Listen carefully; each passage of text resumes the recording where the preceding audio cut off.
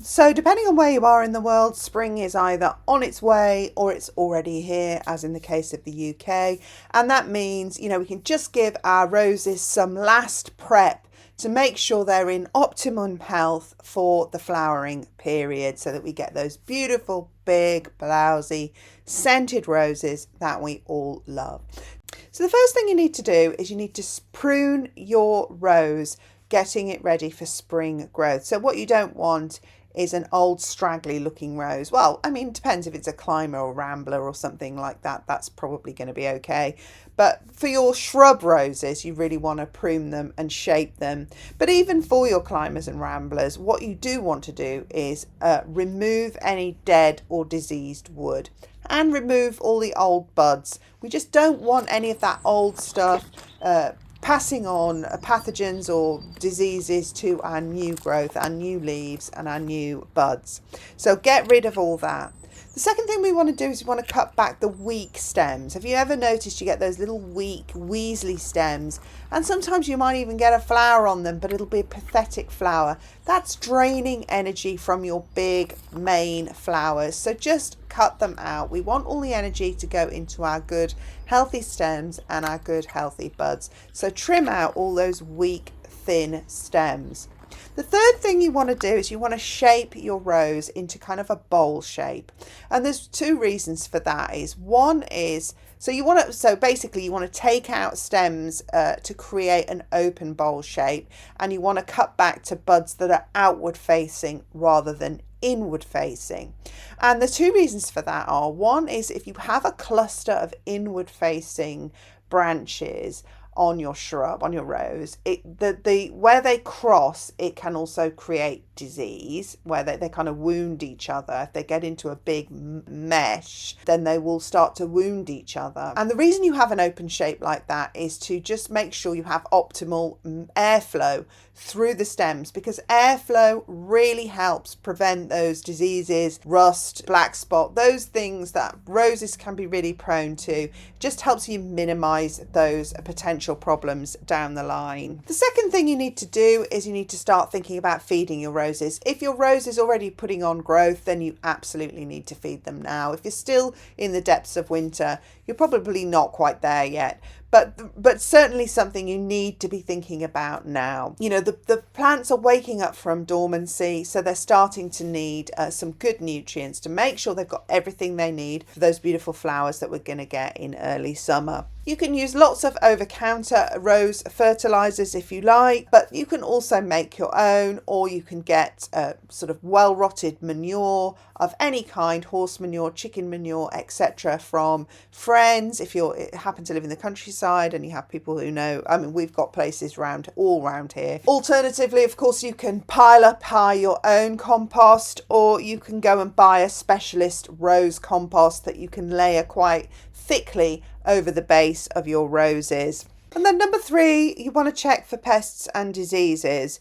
So even though you may have pruned back in, before winter, or some people like to prune, in early winter, sort of after Christmas, early winter, then if you've already done that, you can still go around and double check, because I realised I'd missed a whole rose when I was gardening out this weekend, and I saw that I hadn't taken off the black spot. What you don't want is the black spot leaves that have died back infecting then your new emerging leaves that are going to be all fresh and shiny and new this year. So make sure you take off all those leaves, go and get rid of them, and check for any other conditions that you really need to remove so that it doesn't infect new growth and leaves, etc. And make sure you dispose of them elsewhere. Don't put them in your compost heap. Potentially you could burn them. Definitely don't leave them dropped on the ground, because the spores will spread and reinfect your plants.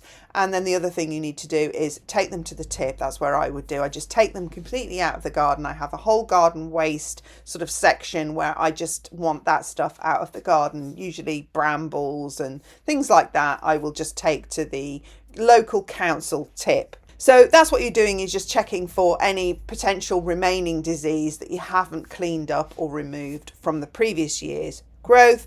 And then you can use a fungicidal spray, and I would recommend making your own so that you know what's in it, because you don't want to harm insects. You don't want to harm ladybirds and the lacewings because they will eat all the aphids that are attacking your new rosebuds.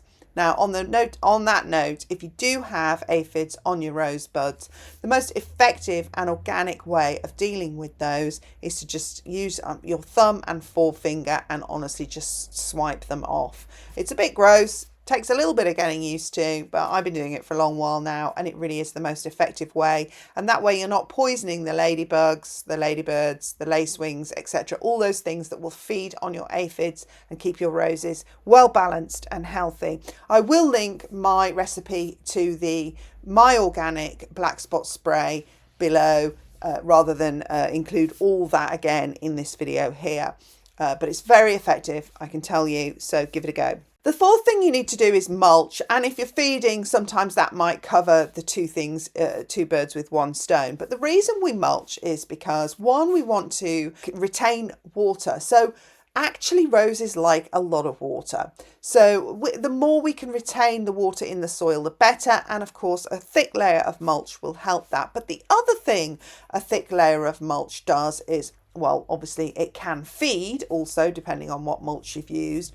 But also, especially if you put a really thick layer on, it will prevent any of those pathogens and spores and things from your black spot from the previous year. Say, for instance, when you were pruning, you did leave some on the ground. You didn't get it all up. You missed it. You forgot it. You just didn't see it. Whatever. If you cover with a thick layer of a mulch, that prevents those diseases rising back up and sort of the spores bouncing up in the rain or whatever, and it gives it that nice barrier so they can't come back up and reinfect your new growth. I mean, there's no guarantee, but of course all these things help to keep your roses in tip-top condition. Number 5, water wisely. Roses like more water than people think, and I just was thinking about this the other day, and it was actually the reason I thought I'd do this video. I realised we've had it's so unusually dry for us this spring.